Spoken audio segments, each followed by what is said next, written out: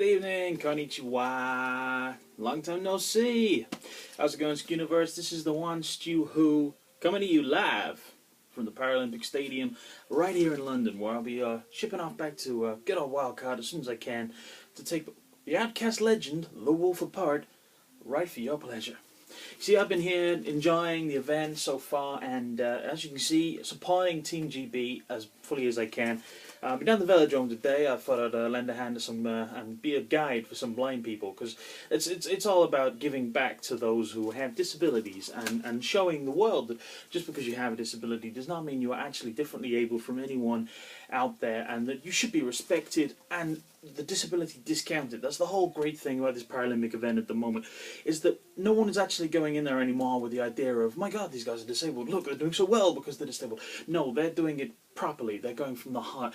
These guys are doing well because they are top of the line athletes. These guys are doing well because they're giving their heart and their desire and everything they can possibly get their hands on pulled out of themselves. 150% given to winning the gold medal. It's what we strive for in my business. And it's brilliant to be able to see people out there doing this, regardless of what they're like, what they're missing, what they haven't got, what they have got, what they doesn't work properly. All of this. It's almost better than the actual Olympics themselves. America's not doing so well as they were in the Olympics, but then it's a smaller team, and we don't generally go into the Paralympic event as much as the Brits, the Australians, and the Chinese do. So sure, we're behind them on the medal table, but hey, USA, A-OK. Anyway, Wolf, sorry, I need to actually alliterate this one a little bit better now, don't I? Of course, it's the Outcast legend, The Wolf. The guy who hasn't been around for a while. He's been off on sabbatical himself. Hey, I've been on holiday. Nothing wrong with that. Nothing wrong with taking some time out and recuperating, recharging the old batteries, getting right back in there. That's cool. Nothing wrong with that at all. But the reason I have to call you Outcast legend is because there's a new Wolf. A new Wolf who's young and fiery and pep and verve and all the rest of it, taking on Insomnia of all people and winning. Wow. I thought I'd only been gone a couple of weeks. It feels like I've been gone years again. It's radical. New people coming up from the blocks and making a name for themselves. It's exactly like the Paralympics all over again. It's Olympic time of year. It's been a fantastic season in summer for Britain and everything else, and great. Team GB have been doing really well. Everyone's got behind them. Yeah, sure, we got Ghana. They get going. All that. It's just fantastic. And obviously, previously, but not in the Paralympics. No one does that. And we've also got everybody else sort of doing their own little things. It's been fantastic. Really, really, really fantastic. But enough about that. We're not out to talk about Paralympians. No, we're here to talk about wrestling. So, Outcast legend The Wolf, how you been? You've got Dog at Vegas Nights. Yay for you. Show that little ass face exactly why his sinistry is nothing to be feared, and in fact something to be ridiculed, joked about, and generally discounted as a non-entity.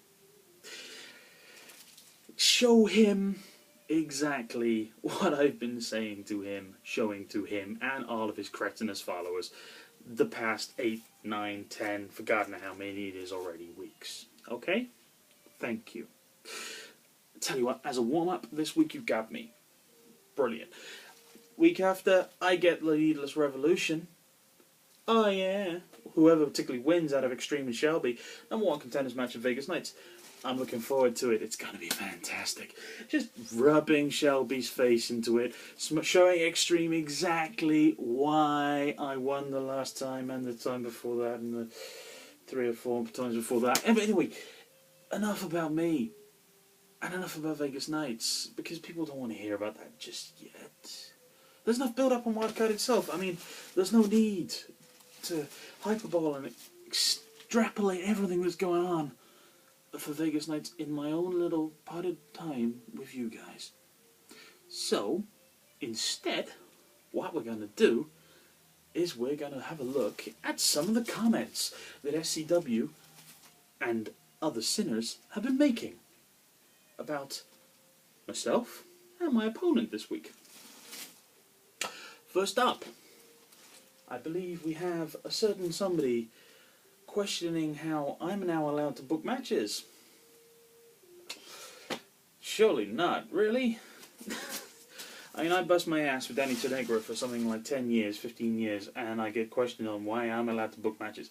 It's not like I'm booking a match. I challenged you to a match. MBK didn't have to turn around and allow me to do that. He was just listening to me out there going on and going, yeah, I challenge you to this, yada, yada. And he could have just as easily turned around and say, oh, I like that idea. But no. Instead, I'm going to do this guy, and you can go screw yourself. But he didn't. Do you know why? Because MDK and me tend to think alike. We think in terms of ratings and how well it does for the company and what it's going to look like and who's going to buy tickets. So, what MDK did is he heard what I said on the ring, thought about it, probably for about 30 seconds, and went, yeah, sounds good to me. And it's not my fault that later on in that night Malice got himself suspended now, is it? Because I'd have dearly loved to face Malice. That would have been a first. I mean, Malice for a #1 contenders title. Wow. Ooh. Don't want him on the global scene again, do we? Because, you know, you'll never get it off him without breaking something, or him breaking someone. So, perhaps I'm facing the easier option with Shelby and X.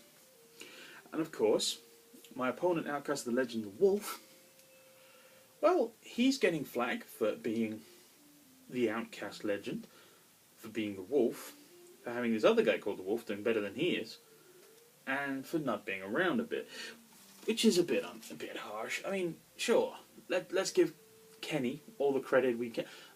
See, this is where it gets really confusing. I'm just going to call the New Wolf, and the Outcast Legend, the Wolf, the Old Wolf.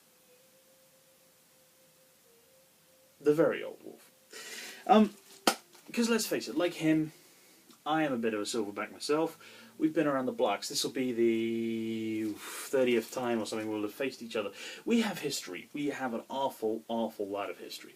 Back when it was EW Dub. Oh, Christ, EW Dub. Outcast Legend, the Wolf, and myself clashed together. When it was even worse than that, we were fighting for lesser titles. We weren't fighting for global titles. We were fighting for what is now the United title. I mean, it's like Ryan Ruckus and Dougie Fresh were forming their own little clique. We were fighting amongst ourselves. They were taking over. It was kind of messy and everything. And we had some titanic battles. And it ultimately boiled down to the fact that I'm a fan favourite. He was a fan favourite back then. He still is, sort of, kind of, to some fans. And it was one of those whole meetings of mind things where we looked at each other and went, why the hell are we offing each other, and why aren't we just taking out Ruckus and Doug? And what actually happened there was an epiphany, which was, there was no way in hell we were going to be able to work together. So I took out Outcast Legend the Wolf and Ryan Ruckus on the same night to win what is now the Global Championship. Straight into SCW, new look, new face. Hey guys, the Skuniverse is born. Stu Hu is the global champion, the representative of SCW, and the company goes from strength to strength.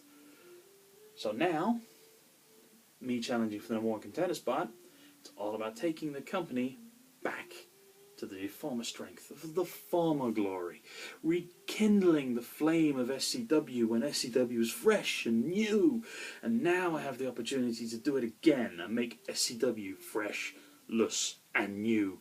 And MDK saw this, loved it. The reason he gave me you, Wolf, Outcast Legend, Old Wolf, because he knew we had history together. I was going to say chemistry. Chemistry is what we have. We know each other. We don't need to spend ages working out and scouting the other's moves. We've done that. We've been there. We've seen each other fighting every other opponent we can think of. We've faced each other in tag matches, in singles matches, in triple threats, quads, you name it. I think the only thing that the two of us haven't done is the cage and endurance. But we've done pretty much everything else. I can pretty much distinctly remember a ladder match at some point. I can remember Hell in the Cells potentially not being the other. It's the two of us, we've done pretty much anything anyone could mention of merit. And we're proud of that, right? That's what we need to do. So, take a leaf out of Team GB's book, Wolf, and stand up for what you believe in, and face me going out there trying to prove to everyone that you are right and you are ready to take Doug on, and you are ready to be back and reclaiming your name. Reclaim your name, Doug. Doug? No. Wolf. It's late, I'm tired. I'm clearly here in the UK, it's a good few hours behind the US, so I'm going to be heading back to my flight and being really jet lagged. So I'm going to go and I'm going to shut off now before I totally dig a hole for myself. And I'm going to let you guys just sort of mull over these token few words that we've had. And Wolf, when I see you in the ring, what I wanted to tell you, face to face now, is the best man will win, but don't beat yourself up about it. Okay?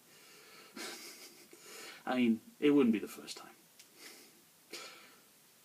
See you back in Vegas.